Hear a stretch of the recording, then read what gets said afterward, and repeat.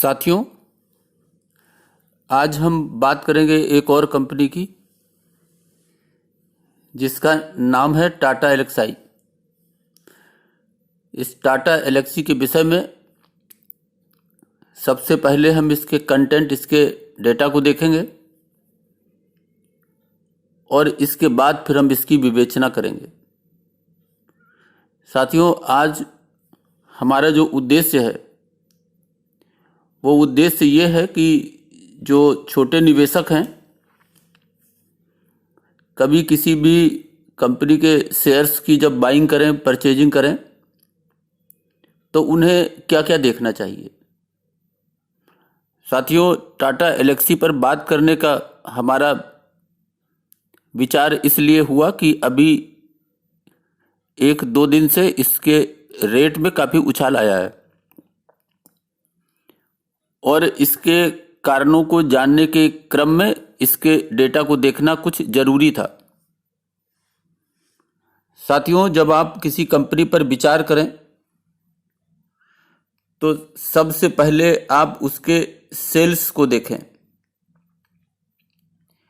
क्योंकि अगर कंपनी के सेल्स की ग्रोथ बहुत अच्छी है तो उसके रेट बढ़ने का एक आधार हो सकता है। और अगर हम टाटा एल्क्सी के रेट पर विचार करें तो हम अगर पिछले 3-4 सालों के रेट पर ध्यान दें, जैसा कि आपको दिख रहा होगा,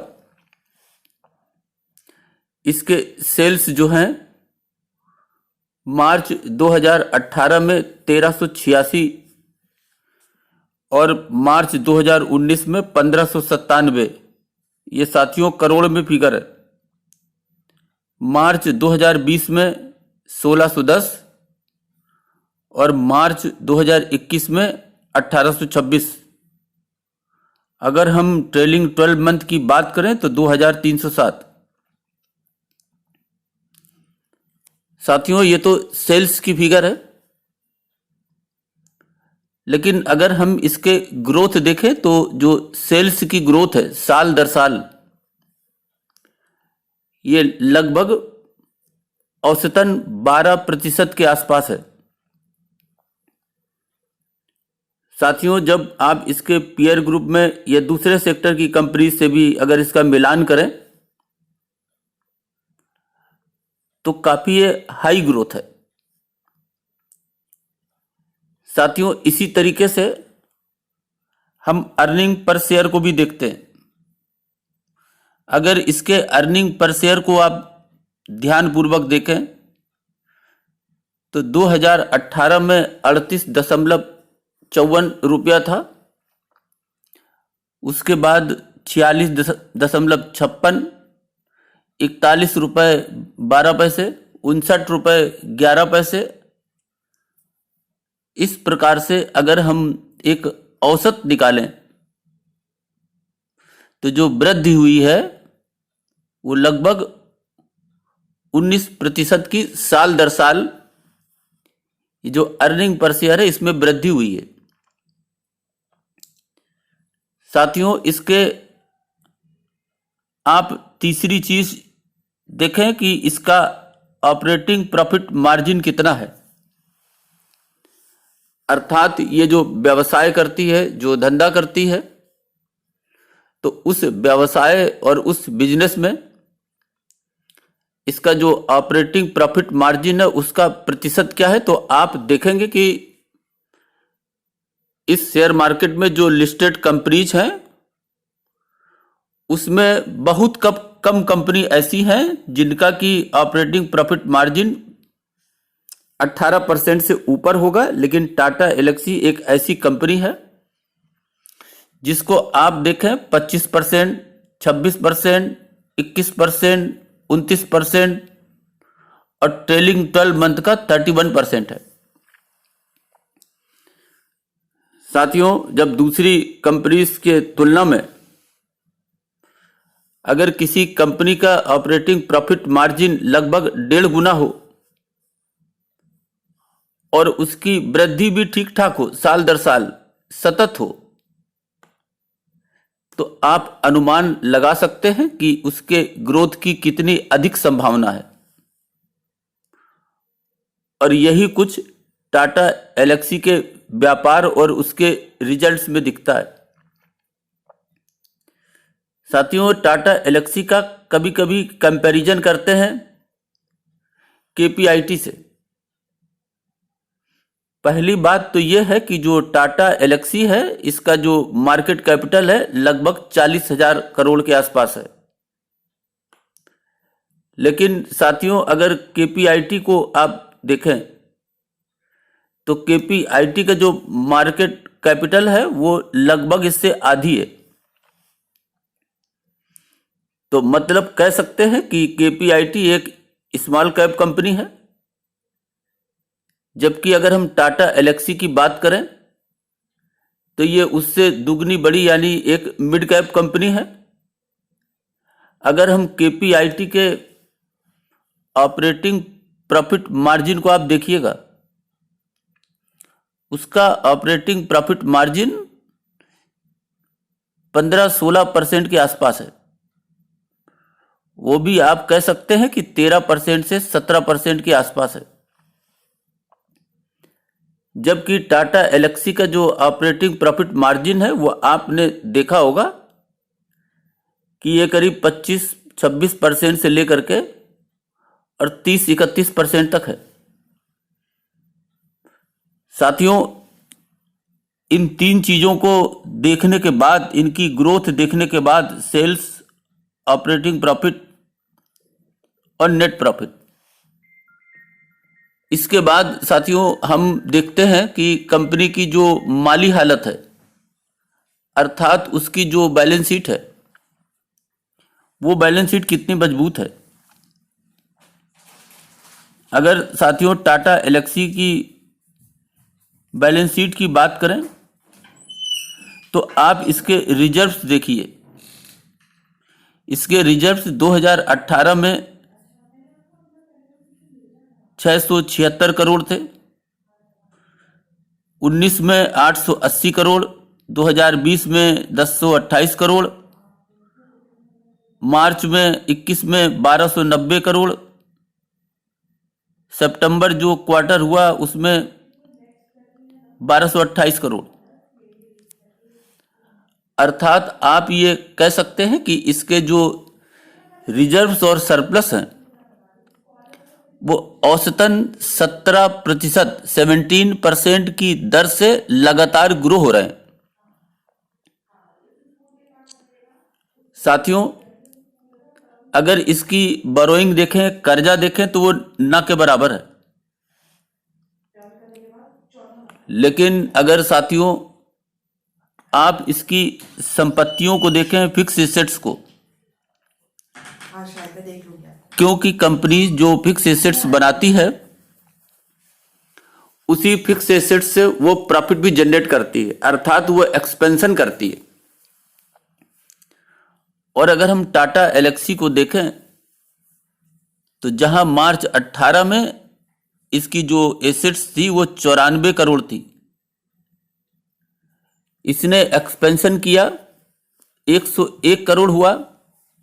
मार्च 2020 में और विस्तार हुआ, 147 करोड़, मार्च 2021 में 170 करोड़ और ट्रेलिंग 12 मंथ में 211 करोड़। आप कह सकते हैं कि लगभग 23% प्रति वर्ष के हिसाब से इसने अपने प्लांट, मशीनरी, बिल्डिंग्स, इन सब का विस्तार किया है। जबकि साथियों यदि विस्तार न होता तो जो डेप्रिसिएशन लगता है उसके कारण संपत्तियों का मूल्य कम हो जाता है। तो आप ये कह सकते हैं कि अपनी एसेट्स को भी इसने अच्छी तरह बढ़ाया।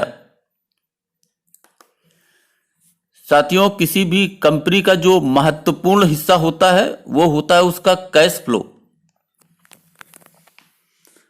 अगर कोई कंपनी अपने कैश को जनरेट नहीं करती है, उसके पास कैश की कमी होती है, अपनी जो उसकी ऑपरेटिंग एक्टिविटी से कैश, जो उसका अपना कैश जो है, कंपनी का जो कैश है, अगर उसके पास वो जनरेट नहीं हुआ तो साथियों ऐसी संभावना होती है कि वो कंपनी अपना विस्तार ठीक से नहीं कर पाती, ग्रो ठीक से नहीं हो पाती। और अगर टाटा एलेक्सी की बात करें तो साथियों 2018 में जरूर इसमें थोड़ी सी कमी आई थी, क्योंकि अगर ऑपरेटिंग एक्टिविटी से जो कैश है और इन्वेस्टिंग एक्टिविटी से कैश है, इसको अगर जोड़ दें तो ये मोर देन जीरो होना चाहिए।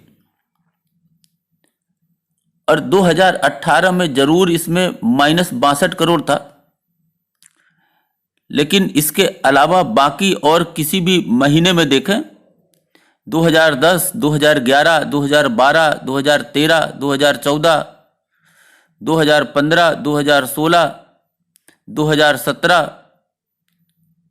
2019, 2020, 2021।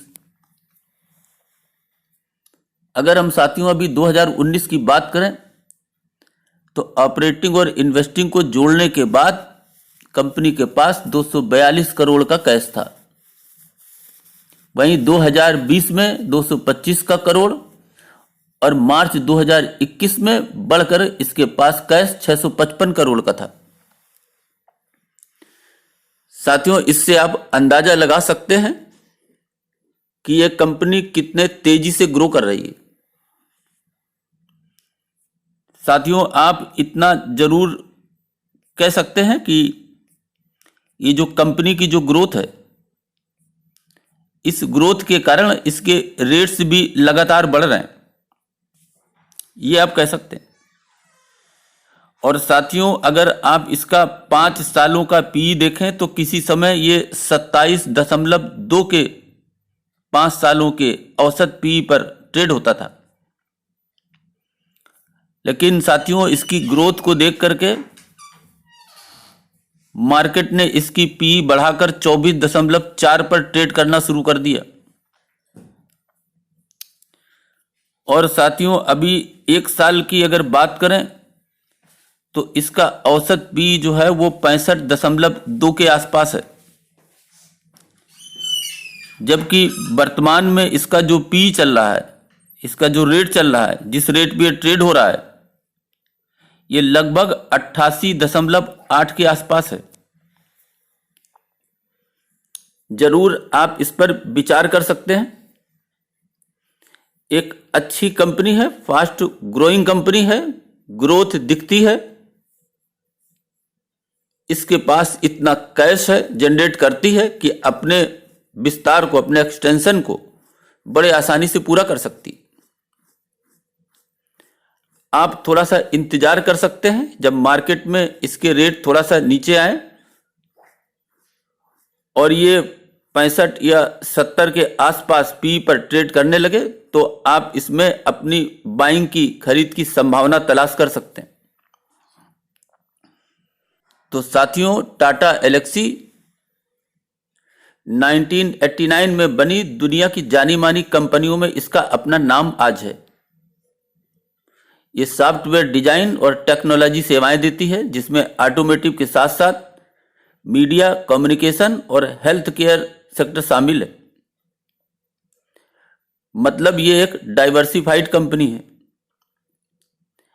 इसके काम में एम्बेडेड प्रोडक्ट डिजाइन यानी EPD, loaded infotainment system, parking sensor, voice assistant और सेफ्टी सिस्टम शामिल हैं।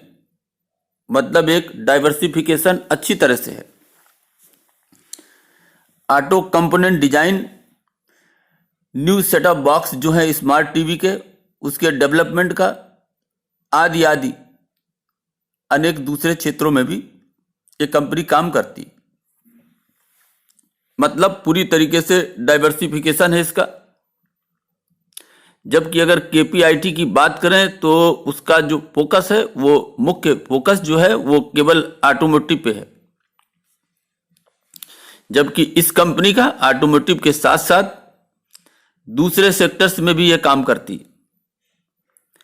अगर इसके क्लाइंट बेस की बात करें तो इसके क्लाइंट बेस में फोर्ड है, इसकी अपनी जगुआर लैंड रोवर है, निसान है अपनी, महिंद्रा इसमें शामिल है, मोटोरोला है, कॉमकास्ट है, इको स्टार है, पैनासोनिक है और भी अनेकों कंपनी जो बड़ी बड़ी कंपनीज हैं वो इसके कस्टमर हैं।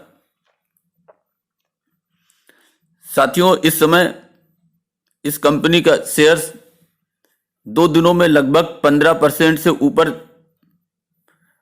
भागा और लगातार ऐसी संभावना नजर आती है कि ये ऊपर की तरफ जाएगा। लेकिन साथियों, अभी वो समय भी आएगा जब ये शेयर्स अपने रेट में डिप करेगा। इसको अपने निगाह में रखें, इसको अपनी स्टडी में रखें और जब ये एवरेज पी के आसपास इसका जो RSI है वो 50 से नीचे फियर जोन में आ जाए, आप इसमें अपनी खरीदारी का मौका ढूंढ सकते हैं। और साथियों, मेरी आपको यही सलाह है कि जब आप किसी भी कंपनी के शेयर में बाइंग का सोचें तो इसी तरीके से आप उस कंपनी के सेल्स ग्रोथ को देखें कम से कम 3 या 4 साल, उसके EPS ग्रोथ को देखें कम से कम 3 या 4 साल, उसके ऑपरेटिंग प्रॉफिट मार्जिन को, उसके कैश फ्लो को, ऑपरेटिंग और इन्वेस्टिंग मिलाकर के जोड़ें जो 0 से ज्यादा हो, मोर देन 0 हो। उसका साथियों बैलेंस शीट आप जरूर देखें कि उस बैलेंस शीट में जो रिजर्व एंड सरप्लस है वो किस रफ्तार से बढ़ रहे हैं, उसका कर्ज कितनी रफ्तार से बढ़ रहा है और जो उसका एक्सपेंशन है यानी उसकी एसेट्स हैं उसकी वैल्यू, उसमें बढ़ोतरी किस रफ्तार से हो रही है। साथियों, किसी भी कंपनी में अगर इन बातों को आप ध्यानपूर्वक देखते हैं, पढ़ते हैं, ज्यादा समय नहीं लगेगा आपका। 2, 4, 5 और 10 मिनट में आप ये सब कुछ देख करके समझ सकते हैं और फिर आप अपनी पोर्टफोलियो की दूसरी कंपनी या और दूसरी कंपनियों से इनका मिलान करें तो साथियों आपको इस कंपैरिजन में बहुत सी बातें साफ साफ दिखेंगी और आप इसमें जो भी फैसला लेंगे वो फैसला आपके लाभ के लिए बहुत ही अच्छा होगा। इन बातों को साथियों ध्यान रखें यदि आप निवेशक हैं और इन बातों से लाभ उठाएं। यही मेरा उद्देश्य था। अभी के लिए बस इतना ही। धन्यवाद।